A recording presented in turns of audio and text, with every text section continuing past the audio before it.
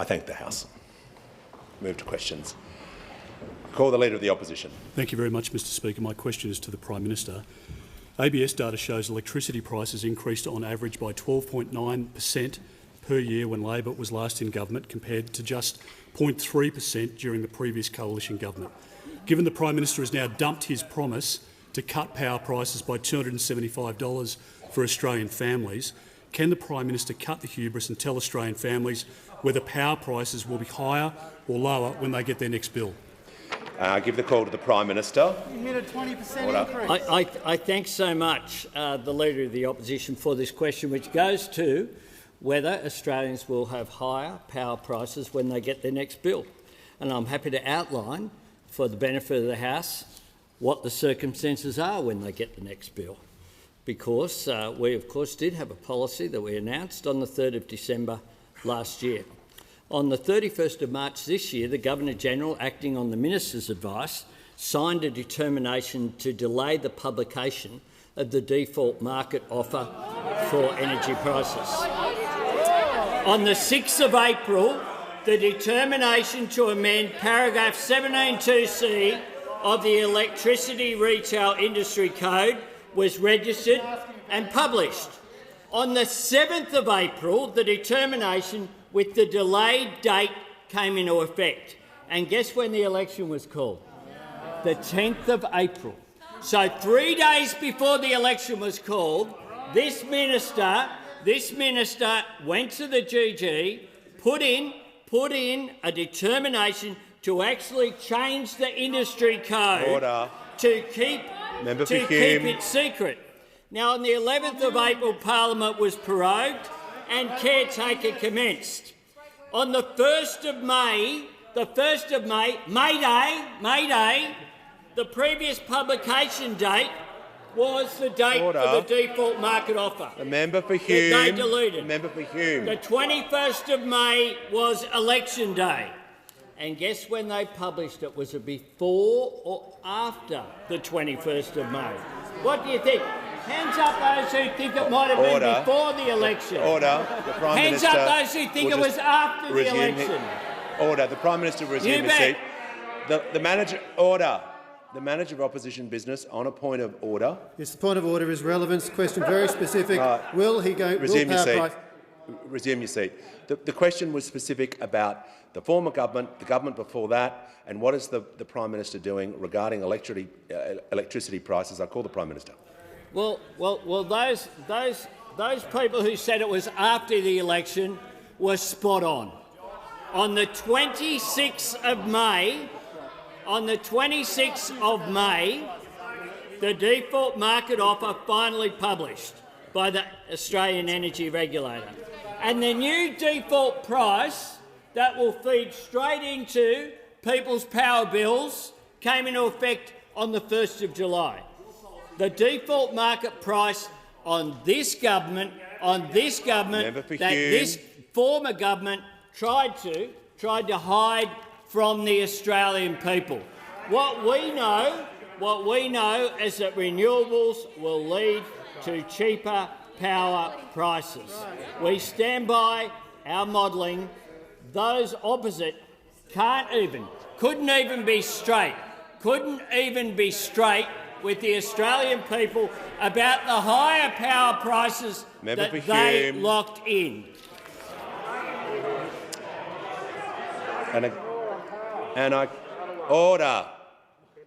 Order. Questions will be heard in silence. I give the call to the honourable member for Higgins. Thank you, Mr Speaker. My question is to the Minister for Indigenous Australians. How is the Australian government progressing the Uluru Statement from the Heart? What is the way forward on a referendum to enshrine an Aboriginal and Torres Strait Islander voice? I give the call to the Minister for Indigenous Australians. Thank you, Mr Speaker, and I thank the member for Higgins for her question and congratulate her on her wonderful speech earlier today. This weekend at the Garma Festival on Yolngu Country, the Prime Minister delivered the most important speech by a Prime Minister on Indigenous affairs since the apology to the stolen generations in 2008. The Prime Minister recommended a simple question to be put to the Australian people in a referendum. Do you support an alteration to the Constitution that establishes an Aboriginal and Torres Strait Islander voice? A simple proposition, a question from the heart. As I went around the festival, the sense of excitement was quite overwhelming. Traditional owners from right across Australia looking forward to it with a sense of hope about the future, because they understand that a voice to the Parliament is about both symbolism and practical outcomes. Practical outcomes like education, health, housing and family violence.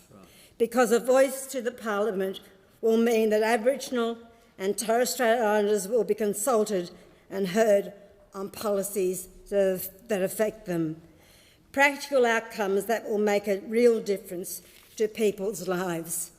Fairness, respect, that's what the voice is all about. I'm encouraged by the opposition keeping an open mind on supporting the referendum, and I want to sincerely thank the member for Barara for attending Garma with myself and the Prime Minister.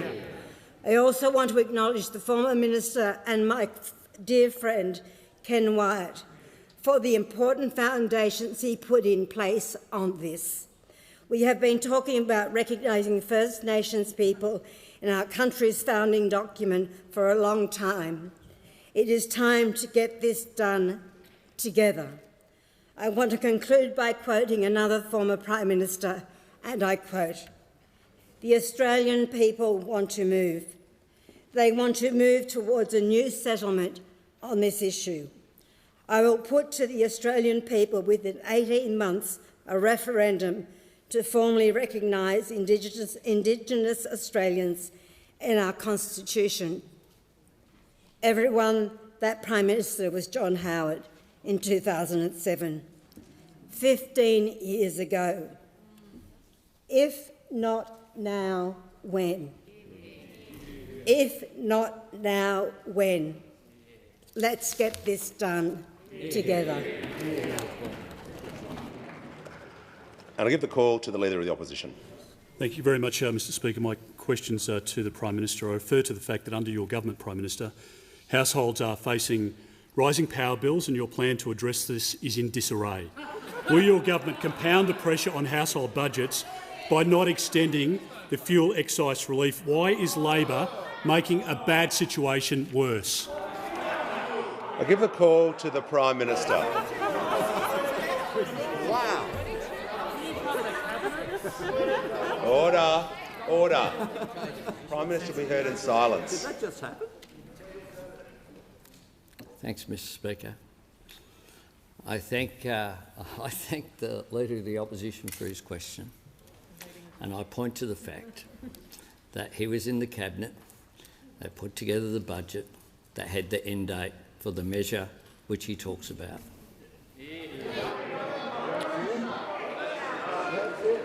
I give the call to the member for Canberra. Thank you, Speaker. My question is to the Attorney-General. Why is it so important to include an Aboriginal and Torres Strait Islander voice in the Constitution, and why does it have to happen in this Parliament? I give the call to the Attorney-General.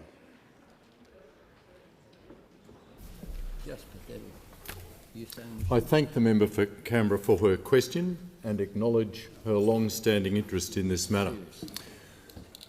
The Uluru Statement from the Heart is a generous offer from the Aboriginal and Torres Strait Islander people of our country with a simple but powerful message about a pathway forward to a better future for Aboriginal and Torres Strait Islander people, absolutely, but also a better future for all Australians. One of the things the Statement from the Heart calls for is the establishment of a First Nations voice, and it asks for the voice to be included in the Constitution. It is a modest request. It is simply a request from Aboriginal and Torres Strait Islander people that they be consulted about decisions that affect them. This is not just a matter of fairness, respect or common decency, although it is that too. It's also a matter of common sense, because when Commonwealth governments have consulted with Aboriginal and Torres Strait Islander people about the policies that affect them. The results have been policies and programs that are more effective and more enduring. In answering the specific question of why it is important for a First Nations voice to be included in the Constitution, I echo the words of the Prime Minister at the Garma Festival on Saturday. Including a voice in the Constitution gives strength and status to the principles of respect and consultation. Including a voice in the Constitution means that a willingness to listen to the voices of Aboriginal and Torres Strait Islander people won't depend on who is in government or who is the Prime Minister from time to time. The voice will endure regardless. Including a voice in the Constitution means that the voice cannot be silenced. As a former Chief Justice of the High Court, Robert French, said in the Australian Financial Review this morning, the inclusion of the voice in the Constitution would also be itself an act of recognition, but one that has the practical benefit of providing a means by which Parliament and the Executive Government can be informed about the effects of proposed or existing laws, policies and practices in relation to Aboriginal and Torres Strait Islander peoples. And on the question of why it has to happen in this term of Parliament, I again echo the words of the Prime Minister. If not now, when?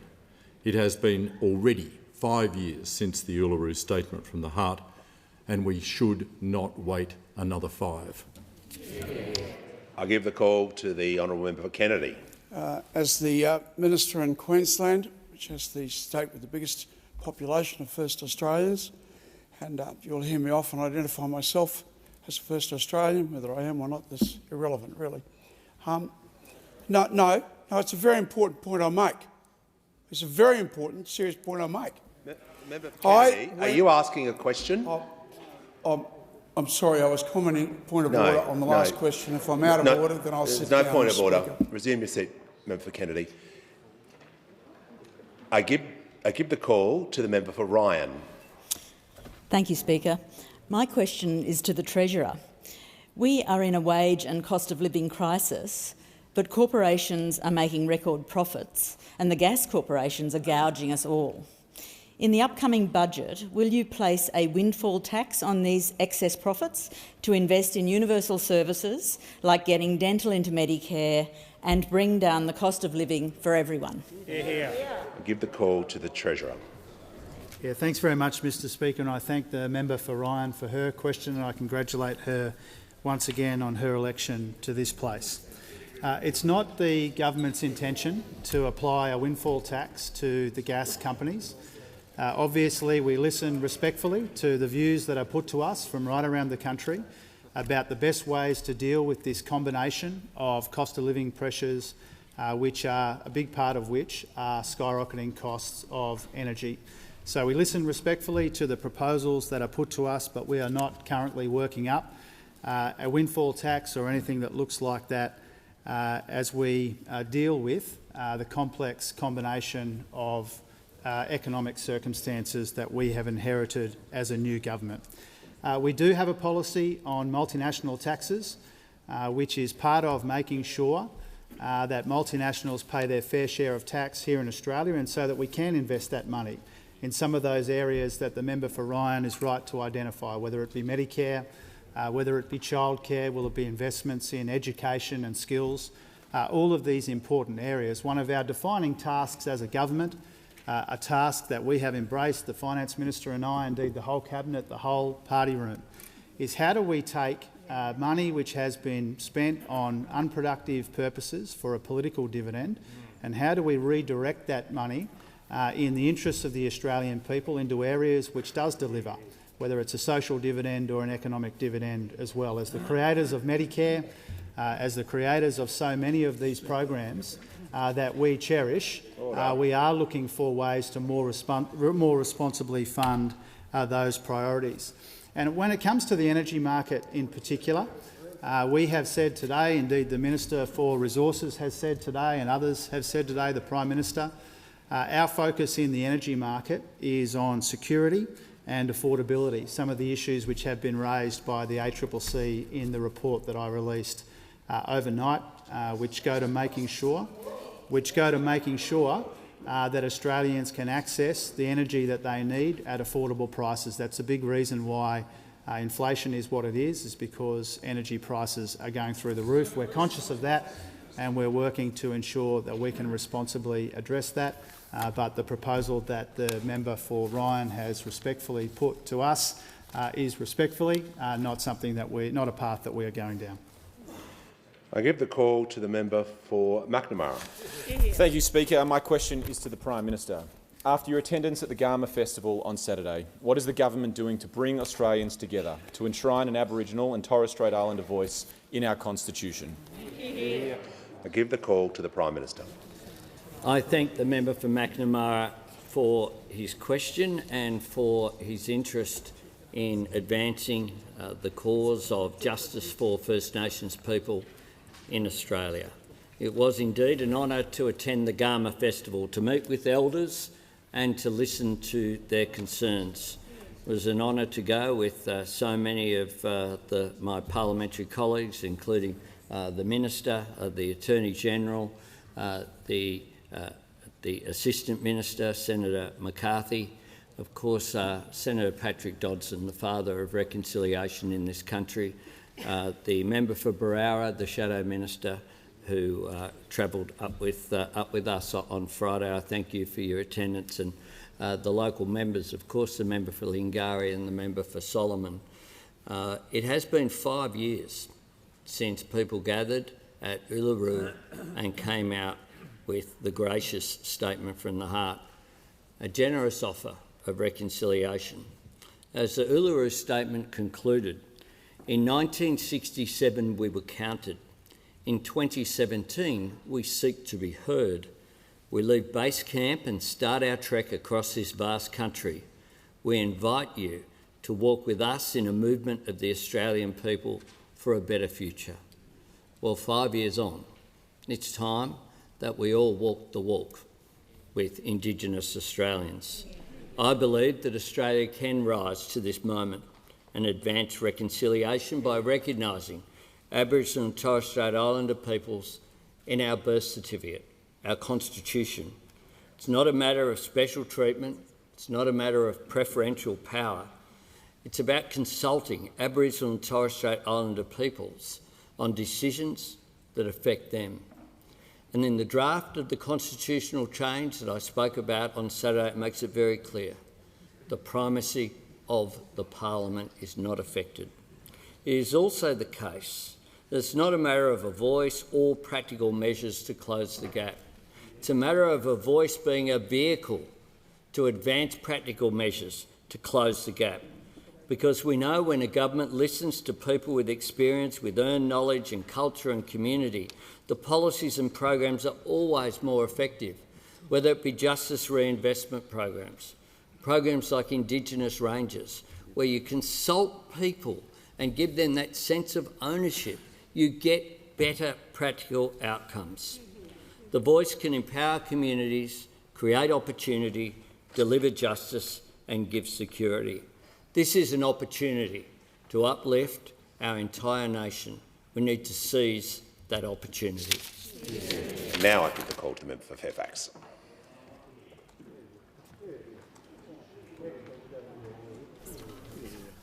Thank you, Mr Speaker. And my question goes to the Prime Minister, and I refer to the fact that the official Labor Party website continues to promote the promise of a $275 cut in people's household bills. If you're not sure, I've got it just here. I've highlighted it for you. It still says it today, a cut by $275. Now, will the Prime Minister please tell us why he is giving false hope to Australians who are already struggling with their cost of living that they're going to get a cut in their power bills? Order. Order. The Minister for Home Affairs. I call the Prime Minister. I'll ask the Shadow Minister to supplement this question because this is I shouldn't get all of this. We should spread the opportunity. The truth is that they knew before the election that power prices were going up. Order. But they chose to keep Australians in the dark. a light-on government that did nothing to keep the lights on. That's what those opposite were. 22 different energy policies, didn't land one of them. Not one. Not one.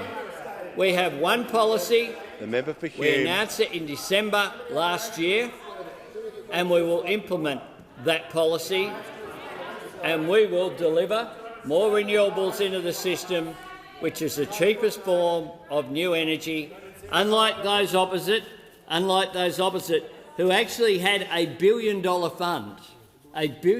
fund, that they announced, and they announced project after project. Order. Project after Order. project The they member did for 3 Fairfax years ago. is seeking the call. I'll just ask the Prime Alina Minister Energy to in pause a Gippsland. moment. Oh. Who are you? The member... Order. Order. The member for Hume. The member for Fairfax on a point of order. Relevance, Mr Speaker. My question was very clear. It was asking the Prime Minister why the website of the Labor Party continues to promote a promise that he has since abandoned. Or is he now telling us that he will commit to the two... The Prime Minister, I'll ask to be relevant to the question. He is talking about the policy and comparing regarding ALP policy. I'll call the Prime Minister. That's right. And they announced 3 years ago 3,800 megawatts of new generation in East Gippsland, Reeves Plains, Grattan, Queensland, Dandenong, Victoria, Port Kembla, New South Wales, Lincoln Gap, South Australia, Baroota, South Australia, Armidale, New South Wales, Crow's Nest, Queensland, Tasmania, Eyre Peninsula, Lake Macquarie. 3 years later, not $1, not enough energy to light up a light bulb. And I'd ask the Shadow Minister. I call the Minister for Climate Change and Energy. Well, thanks, Mr Speaker, and thanks to the Prime Minister. Mr Speaker, we are going about implementing our election commitments because we know on this side of the House that clean energy is cheap energy. So we have already started implementing our policies to move renewables to 82% of our grid. And it is the case that the former Minister for Energy didn't just not issue a release, he actually had to physically intervene to change the law. He sat in his office and signed an instrument, Mr Speaker, to change the law. He probably sat in his office and then once he'd done it, he thought to himself, fantastic. Well done, Angus, he thought to himself, Mr Speaker, that's what he thought. We've got the former Minister for Energy who sat on energy price rises. We've got the former Minister for the Environment who sat on a State of the Environment report. I mean, the entire leadership group of the opposition is a walking witness protection program, Mr Speaker. I'm surprised they don't have their meetings in a safe house. Order. Before we continue, order.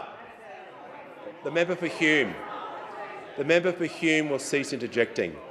Before I call the next member, I just remind the minister members should be referred to by their correct title. And I give the call to the member for Fraser. My question is to the Treasurer. What are the implications of the ACCC's report into the gas market released today? Give the call to the Treasurer. Yeah, thanks very much, Speaker, and thank you to the member for Fraser for his question as well. Mr Speaker, high gas prices are making life harder for Australians, for Australian industries and for Australian employers.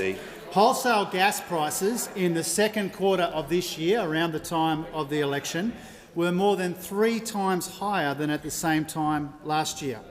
That's why in June I worked closely with the Minister for Energy and the Minister for Resources, and together we tasked the Australian Competition and Consumer Commission to investigate skyrocketing gas prices, to consider the supply of gas to domestic versus export markets, and advise the government of any regulatory changes that might be required. And I want to thank the ACCC and particularly its chair, Gina Cass-Gottlieb, for the first-class report that I've released publicly today, which combines an aspect of their regular monitoring with the extra work that we asked them to do.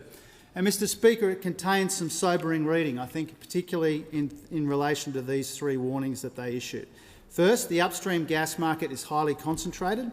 Around 90% of the market is dominated by 3 major players. Second, exporters aren't always meeting the spirit of their obligations to the domestic market under the Heads of Agreement.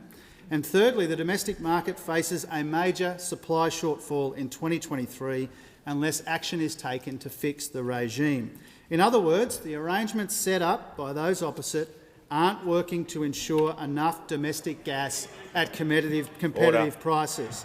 And the ACCC made it really clear that the timing of the gas trigger isn't flexible enough and the rules are too narrow, and the heads of agreement isn't working either because companies aren't consistently offering gas to the domestic market with reasonable notice or at reasonable prices. So most of our excess gas, the gas that isn't contracted, is being exported into the international spot market to take advantage of the current conditions. The domestic shortage that comes from this is expected to be about a tenth of the domestic supply that we need next year. But here's the thing, Mr Speaker. There's enough uncontracted gas to meet our needs in Australia if the spirit of the heads of agreement is adhered to. And that's why the steps outlined by the Minister for Resources today are so important and why they are called for and supported by the ACCC, to reform the trigger and take the first step towards activating it, to consult on the best ways to go about it and to improve the heads of agreement. This is all about two things: more gas for Australia at more competitive prices. And as the PM said, we will take the necessary steps to make that happen. We call on the gas companies to do the right thing by our workers and by our industries. We can do all this without jeopardising our trade relationships and our reputation as a reliable exporter of energy. We are looking for solutions here, not unnecessary conflict. A decade of slogans, of 22 failed energy policies and wasted opportunities has cost Australians and their industries too much already. Order. The time has expired. I give the call. Order. I give the call to the member for Hume. My question is to the Prime Minister. Prime Minister, how much higher is the cash rate today compared to when you came into government? How much more are Australians paying on a typical mortgage as a result? Order. I give the call to the Prime Minister. Order. The cash rate today is 1.35. And what we know is that the Reserve Bank said earlier on. The Reserve Bank said, I want to get this quote. I want to get this right. Because the Reserve Bank said... Members on my left. The Reserve Bank said prior to the election they foreshadowed interest rate increases. Now, if those opposite want to argue that if the government had not changed, if the Australian people had not voted for change on the 21st of May, then interest rates would be the same. Then they are just kidding themselves. And we know that tomorrow the Reserve Bank will meet and is likely to make another decision. We'll wait and see what that independent decision is. But I do note that less than 1 month into the election, and this perhaps summarises the attitude of those opposite and where these questions derive from, where they said, quite frankly, the Labor government has had 9 years in opposition to prepare for the day that it would be in government, so there's no excuse. They spent 9 years in office. They won't take responsibility of anything that they left, the $1 trillion of debt or any of the other chaos that they left in the economy, the failure on social policy, the failure on energy policy, the failure on environmental policy. They won't take responsibility for their failure on transparency, whereby, as we've seen, they hid the energy prices. Order. The Prime Minister will take a break. The Prime Minister has concluded his answer. Order. The member for Barker. Order. Questions will be heard in silence. Give the call to the member for Parramatta. My question is to the Minister for Resources.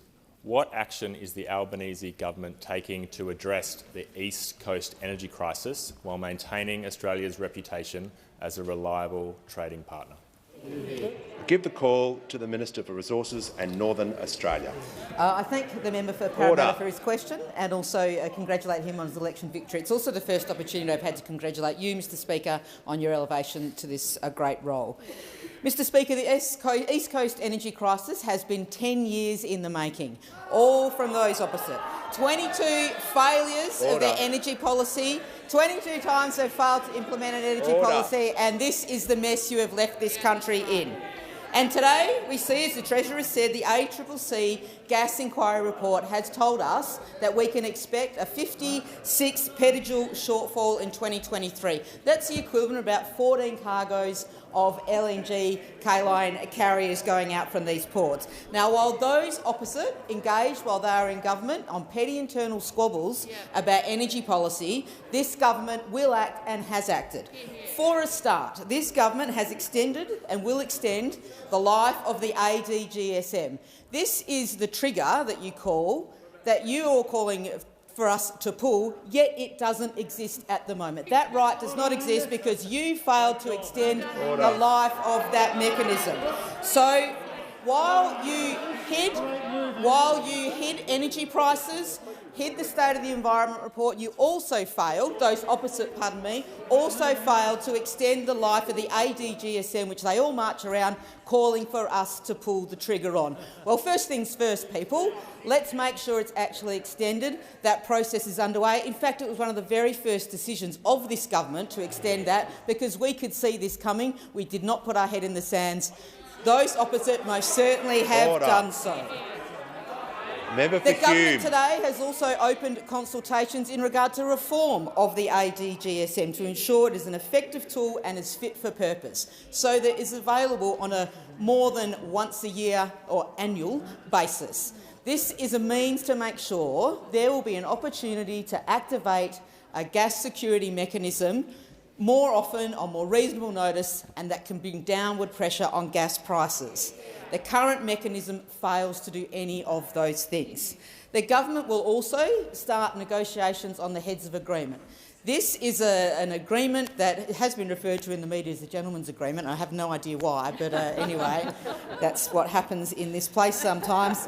But the Heads of Agreement, the target is to get the uncontracted gas, of which there is a sufficient amount to make sure there will be adequate and reasonably accessible gas for Australians and Australian manufacturers. It is an important work that this government is about to commence to make sure we will renegotiate the Heads of Agreement to make sure it's effective. Under those opposite, when they are in government, ever since you implemented the ADGSM and the Heads of Agreement, the gas companies have ignored it. We will make sure it works and works for the Australian people. The minister's time has expired. Order. I give the call to the Leader of the National Party. Thank you, Mr Speaker. My question is to the Prime Minister. I refer to the Agriculture Minister's admission in the Senate that almost 4 weeks following the barley foot and mouth outbreak, none of the promised 1 million vaccination doses have been delivered to Indonesia, nor have additional veterinarians arrived. How many of the promised 1 million doses have now been delivered and veterinarians arrived in Indonesia? I give the call to the Minister representing the Minister for Agriculture, Fisheries and Forestry. Thanks very much, Speaker. As the Shadow Minister knows, in order to deliver a vaccine, you actually have to make sure that you've got the right virus in the first place, and they take a while to manufacture. For a start, and they'll be delivered as we promised in August, as we promised. But if you want to talk about delays, when did we hear about a foot and mouth disease outbreak in Australia? When did we hear about it? We heard about it on Twitter from the then Minister for Agriculture on the 9th of May. The Minister will resume her seat. She's only been going 30 seconds, so the Leader of the National Party rising on a point of order. I started to read it. OK. Mr Speaker, under Standing Order 68, on Thursday after question time, I gave a personal explanation about the answer the Prime Minister gave that quoted the tweet in which the Minister has just raised that did not read all the tweets. Resume your seat. There is no point of order. That is a separate matter. If you wish to take another personal explanation, you can. This is not time to do it. Well, it's not during question time, and I give the call to the Minister and ask her to be relevant to the question regarding the delay in vaccine rollout and the 4 weeks after the foot-and-mouth outbreak has occurred. I call the Minister. Thank you very much, Mr Speaker. So when did we first hear about this outbreak? On Twitter, where the then Minister for Agriculture decided to announce that to the Australian public by a tweet on the 9th of May. And what did he do? He offered a briefing to the opposition, offered a briefing as per our caretaker arrangements, but then what did you do? Absolutely nothing. Nothing. You did nothing. Has the Minister concluded her answer? Yes, she has. The Minister's concluded her answer. The manager will resume. The manager will resume his seat. Order. Order. Order. Questions will be heard in silence. I'll give the call to the member for Hunter. Thank you, Mr Speaker, and congratulations on your new role. My question is to the Minister for Industry and Science. What is the impact of gas price hikes on Australia's manufacturing industry? What would a shortfall of domestic gas mean for the jobs of Australian manufacturing workers? Give the call to the Minister for Industry and Science. Thank you. Thank you to the member for Hunter. And if I may just start by congratulating you, Mr Speaker, on your election and also on the election for the member for Hunter. A former fitter and boiler maker, he knows full well the impact of these issues on manufacturing, and I welcome the chance to respond. The gas price rise has been a serious problem for manufacturing across the country, but obviously for companies and manufacturers in the Hunter, represented by him and the member for Patterson. Gas-reliant manufacturers, they're big employers, particularly in regional Australia and our outer suburbs, and they are obviously concerned about the increase in price, but we should also take a moment to thank those manufacturers who have held on to jobs. They've worn some of those price increases, held on to jobs and protected regional communities, and we are very grateful and thank them for that. They are dependent on the adequate supply of gas at a fair price, and the ACCC today clearly laid bare those flaws in the domestic gas price and the gas market that were outlined by the Treasurer, concentration in the market. You've seen a failure to adhere to the spirit of the heads of the agreement, and there has been a concern around the shortfall and the pressure that that will place on manufacturing. And from our point of view, if you look at the way in which that's played out, gas prices themselves going from the shade under $8 a few years ago gigajoule to now, in terms of the average spot price, being about $44. That is a huge increase. And the reality is this: we have multinational companies extracting an Australian resource to sell to international clients at a price that's squeezing Australian industry and jobs. And something has to be done about it. And I think there'll be a lot of manufacturers today welcoming the announcement by the Minister for Resources to start the consultation around the ADGSM, because we do need to see some movement on this. We do need to see this fixed. We had a lot of talk from those opposite in their time in government, but the reality is what they've put in place does not work and needs to be adjusted, not just in terms of supply. Supply is one thing, but the price at which it is offered is another.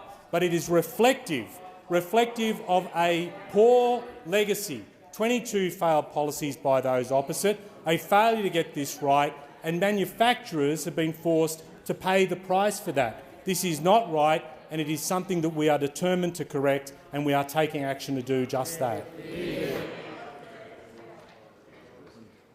I give the call to the honourable member for Kooyong. Thank you, Mr Speaker. And my question is for the Minister for Health. Repeated infections with COVID-19 tend to be more severe and carry a high risk of persisting symptoms for as long as 6 months, as long as an increased risk of hospitalisation and death. There's increasing risk of cumulative neurological and cardiovascular disease from repeated infections with COVID-19. COVID-19 infections in this country are at a record high and increasing.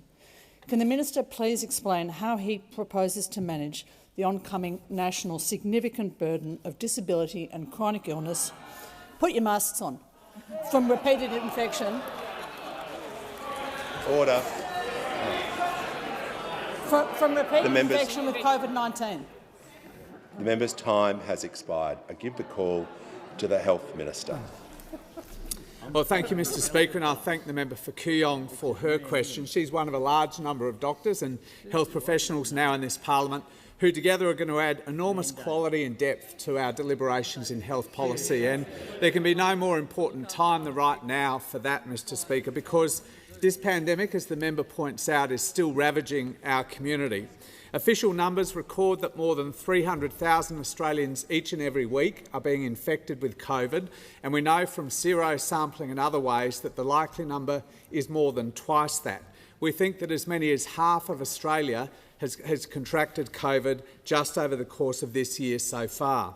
Our focus right now is on getting through this wave. We've extended support to state hospital systems, we've massively expanded access to fourth dose vaccines and to antiviral treatments, and we're encouraging Australians again to be COVID safe, in particular, as the member points out, to wear masks when indoors and not able to socially distance. But as the member points out, and as the member for Higgins pointed out in her beautiful first speech this morning, we also need to come to grips with long COVID. As the member knows, long COVID is not easy to diagnose and it's not easy to treat. The medical literature already reports more than 200 different symptoms being logged, most commonly involving fatigue, shortness of breath, and what people are now calling brain fog. Some people's symptoms are disappearing after a few months. Others, as the member pointed out, experience quite specific symptoms that require specific interventions, for example, from a cardiologist. But more and more Australians are suffering longer-term multi-system disorders which prove very hard to diagnose and very hard to treat. And the truth is, Mr Speaker, we still don't really know the scale of this challenge. A common estimate of about 4% of COVID patients experiencing long-term symptoms already runs to hundreds and hundreds of thousands of Australians. Now, support is obviously available through standard Medicare systems. States are operating long COVID clinics, though their waiting lists are growing. But it's increasingly clear to me that we are going to need to develop a focused response nationally to the phenomenon of long COVID. I've already started work on the next phase of the government's pandemic response, particularly beyond this winter and this third Omicron wave, and I've already spoken with the Chief Medical Officer about the need to develop focused proposals around long COVID in particular. It goes without saying, Mr Speaker, that I'm very keen to continue further discussions with the member for Kooyong and with other members of this place on this profound long-term health challenges that is proving so debilitating and so distressing for so many Australians. I thank the minister. I call the member for Newcastle. Thank you, Mr Speaker. My question is to the Minister for Climate Change and Energy. What action is the Albanese Labor government taking to put more energy into the grid for Australian households? Why is it so important to be upfront on the issues facing the energy system? And what are the consequences of a failure to act? I call the Minister for Climate Change and Energy.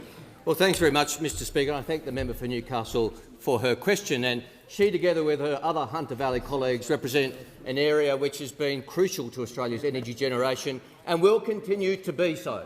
As we move Australia to become a renewable energy powerhouse, no region is more important than the Hunter in that transformation. And getting more energy generation and more electricity generation is the centrepiece of the Albanese government's approach. We have Rewiring the Nation, which will ensure that we can transition to 82% renewables into the system. 82% renewables because cheap energy is also clean energy. And unfortunately, the former government opposed this and continues to oppose this investment in transmission. We have our National Energy Transformation Partnership with the states and territories, Mr Speaker. that we are negotiating and working on in good faith with our state and territory colleagues, which is very important, and I know the previous Minister for Energy would not have been willing or able to do so. And of course, we have our important community batteries policy and solar banks policy to bring on new renewables and to bring on the storage. But I'm asked, Mr Speaker, about the consequences of a failure act, and that really is what we're dealing with, the consequences of 10 years of delay and denial and dishonesty. And, Mr Speaker, there are 4 unfun facts about the previous government's approach. We know that under the previous government, just warming up, Mr Speaker. The minister will cool down, and I'll call the manager of opposition business. Well, thank you, Mr Speaker. It goes to the question of the extent to which ministers are given free rein to simply give their own interpretation of what's happened over the last 10 years. Standing order, the point of order, Brainiac, is relevant. Order. Members on my right. Standing Order 98C is quite clear on the range of questions as to which ministers can be asked about. It restricted to public affairs administration proceedings pending in the House. And then, of course, there's the well-understood requirement that an answer must be directly relevant to the question. It cannot be appropriate, Mr Speaker, that there's a construct under which a minister is asked a question which invites him to reflect in the broadest possible terms on the conduct of the previous government. He should be telling the Australian people what the Albanese government's plans are to solve the problem. The manager will resume his seat. I'll hear from the order. The member for Moreton. The member for Page. I'll hear from the leader. Thanks very much, Mr Speaker. Just to the point of order, for the benefit of the Manager of Opposition Business, Standing Order 98 that he referred to at the start carries the rules for the questions. They apply to the questioner. Standing Order 104 is the one that refers to the answers, and that's the standing order that refers to the minister. It's not a valid point of order to use Standing Order 98 to try to limit what's in an answer. This question specifically included what are the consequences of a failure to act, and the minister is being specifically relevant to it. I don't need to hear from the manager. I don't need to hear from the manager of opposition business. I understand the point being made, and this was a question to me by the manager last Thursday. Order. Order. I'll continue to listen to both questions and answers carefully and enforce the standing orders. Order. The member for Latrobe. The member for Latrobe. Answers must be directly relevant and within the parameters of the question. And the question was about consequences of failure to act. If that part of the question was not in the question, the minister would not be relevant. I'll make a ruling if I feel the answer is not relevant and outside of the parameters of the question. I call the minister who is being relevant to one part of the question. Thank you very much, Mr Speaker. I understand the sensitivity of those opposite about the 4 unfun facts of their record. In their time, we had 4 gigawatts of energy generation leave the system and only 1 gigawatt of energy generation come on, because the previous government did not encourage renewable energy generation. We saw a 17% decline in renewable energy generation over their period. The second unfun fact, Mr Speaker, is that the previous minister announced $1 billion of funding to get 3,800 megawatts onto the system, didn't deliver a gigawatt, a megawatt, a watt or an electron, Mr Speaker. Not one.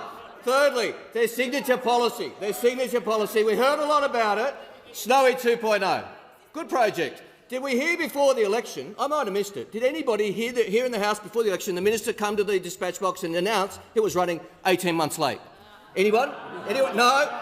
No, don't think it came up. Wasn't mentioned. And finally, the results, Mr Speaker, of their delay and denial is the dishonesty. The minister changing the law so he would not be held to account for his actions. Signing an instrument, Mr Speaker, signing an instrument to keep the facts in the Australian people. That's what the previous minister did. Order. We are dealing with the implications of a tailor-made crisis and we're fixing the mess we inherited. Order. I give the call to the Deputy Leader of the Opposition. My question is to the Minister for Aged Care. I refer the Minister to her answer last week that 869 new nurses would be needed for Labor's 24/7 Nurses in Aged Care policy. In April, when asked about the number of nurses needed to deliver 24/7 nursing, the now Minister for Home Affairs said, "We will need to bring in low thousands, somewhere between 2,000 and 3,000 new people." Minister for Was Home the Affairs. Minister for Home Affairs wrong, or did you, Minister, mislead the House? I give the call to the Minister for Aged Care and Sport. Thank you, Order. Mr Speaker, and Order. I welcome the opportunity to talk about workforce shortages and the numbers of workforce shortages, specifically about those numbers that came out in estimates. I think it was the 1st of April off the top of my head where these numbers were being discussed. I think what's important to note here, Mr Speaker, is that these numbers were the modelling of the then Morrison government when being told about workforce shortages. The difference, Mr Speaker, is that we are actually doing something about it. We are doing something about workforce shortages. They were given a secret report that, and the theme of today, that they chose not to tell people about. They were told the bad news and they decided not to tell Australians anything about it and to try and skate through. So yes, when we're talking about workforce, there are different numbers for different things, and the 869 was for the Minister will resume her seat. The Deputy Leader on a point of order. On relevance, Mr Speaker, the question was the member for Hotham wrong? Resume your seat. Resume your seat. Thank you for the point of order. There is no order. There is no point of order. The Minister is referring to the question regarding numbers and the relevant answer regarding last week and the reference to the former Shadow Minister. So I'll give the call to the Minister. So yes, the number is still 869. It was also 869 when you didn't do anything about it, and it was thousands when we add the 200 care minutes, which is the other commitment that you speak about often. And I think the thing to note, Mr Speaker, when perplexedly asking us about where all these workers are going to come from, it was a problem that you chose to do nothing about. You had this problem for years and years and years. And Mr Speaker, probably worth noting at this point, when we talk about aged care workforce shortages, where did it all stem from? It stemmed from December 2013, when one of the first actions of the Abbott government was to cut the aged care workforce compact. Has the Minister concluded her answer? Absolutely. All right. A point of order from the Manager of Opposition Mr Speaker, Business. the new Minister should not be using the term you. That's a reference to you as a Speaker. Yes, I thank the Manager. Order.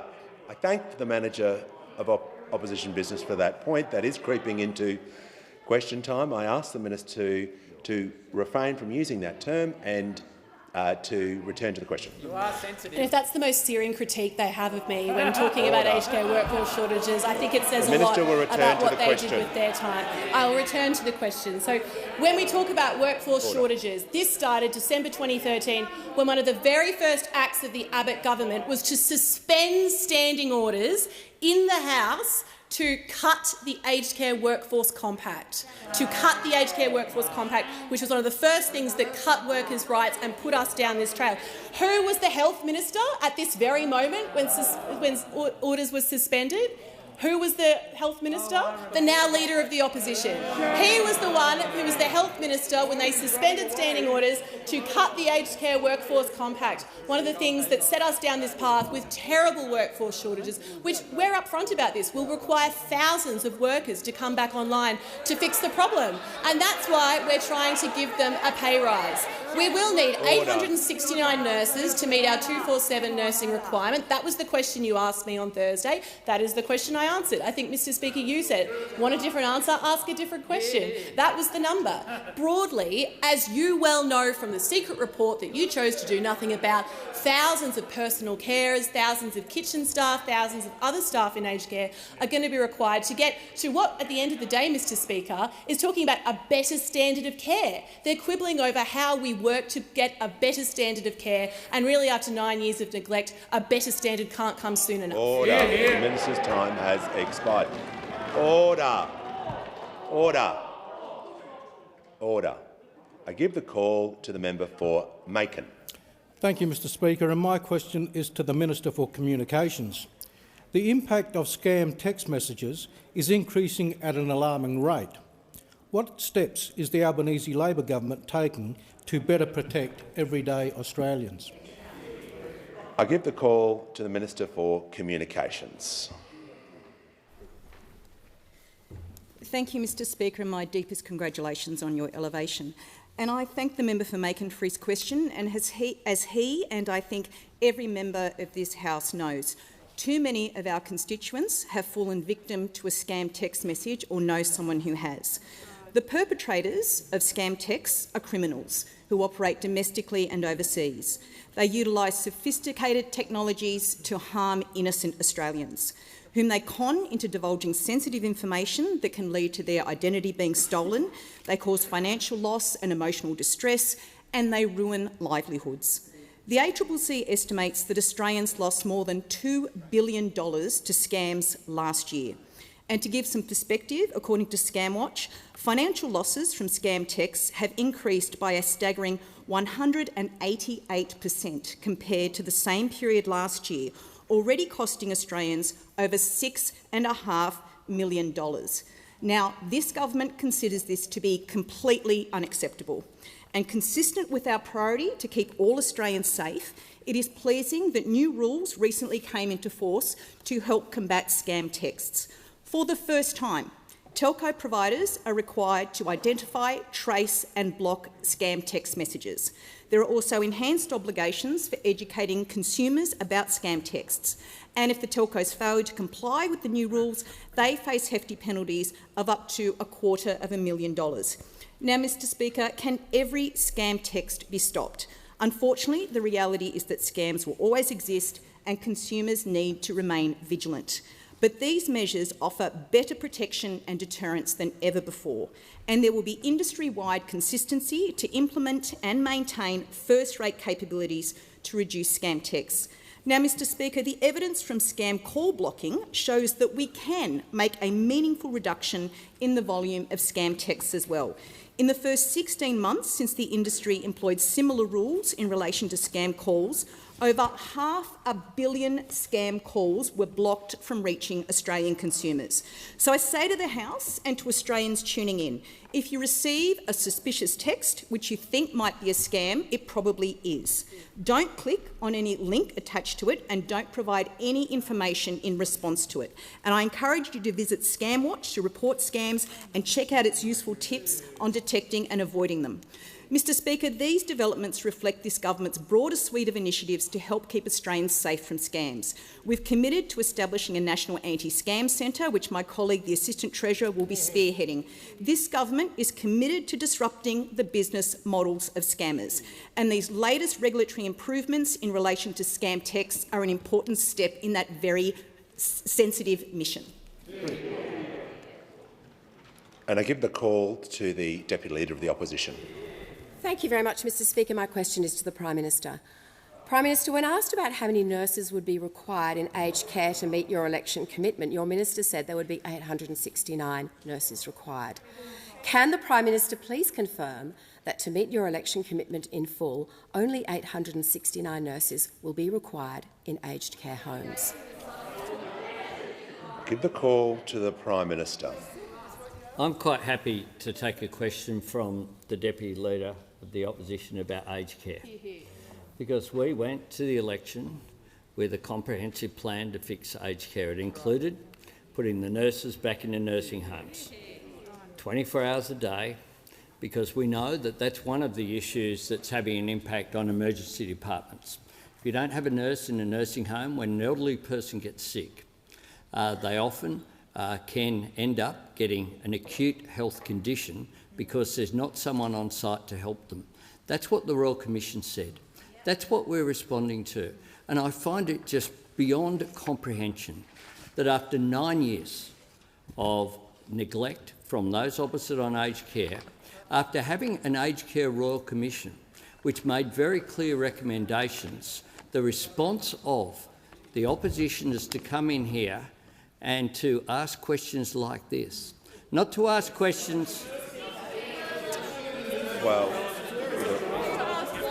yes, I'll ask the Prime Minister to pause briefly. The Prime Minister is being relevant, so I'll call the Deputy Leader of the Opposition on a point of order. On relevance, Mr Speaker, and it was a simple question. Can the Resume Prime your Minister... seat. Resume your seat. The Prime Minister... No. Resume your seat. I want to remind all members of the House simply raising points of order about relevance to disrupt question time will not be tolerated, and I will simply not take the point of order if this continues. Order. Order. I call the Prime Minister. Thanks very much, Mr Speaker. I'm asked a question about nurses in nursing homes, and what those opposite are saying is that it's not relevant. It's not relevant. The consequences of not having a nurse in a nursing home 24/7. That's what they're saying. They just don't get it.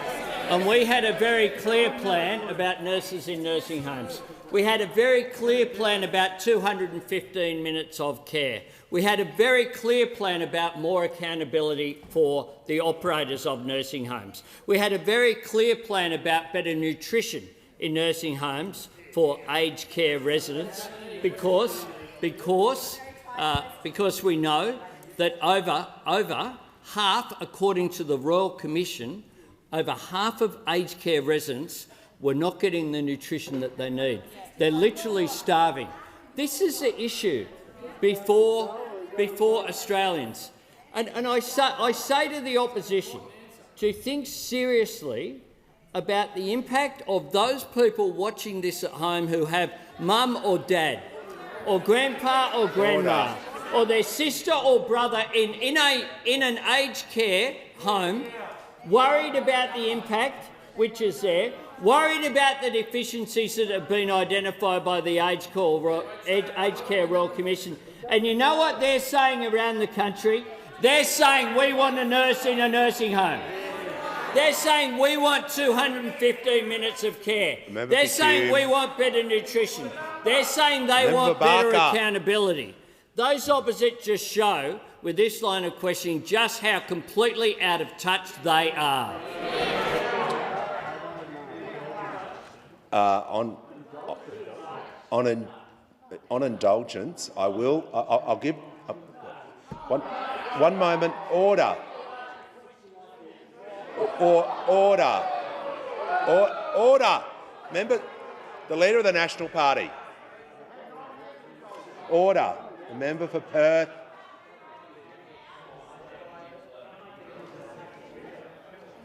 I'll call the Leader of the Opposition on indulgence. Thank you very much, Mr Speaker. I want to join with the Prime Minister's sentiment in terms of doing the best by those in aged care facilities, Mr Speaker. That is absolutely the desire and the approach of this coalition.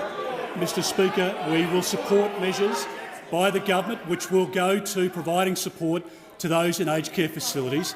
This question was about how many nurses are needed. Resume your seat. Resume your seat. The Leader will resume his seat for a moment. Order. Order. Order. I gave the indulgence to the Leader of the Opposition because of the position that he holds. I will not have the use of indulgence used for political point scoring. Order. Order. We will move on to the next question. And I give the call to the member for Caldwell. Thank you, Mr Speaker. Mr Speaker, my question is to the Minister for Education. What action is the Albanese Labor government taking to alleviate the teacher shortage and ensure that we have more teachers where they should be teaching our kids?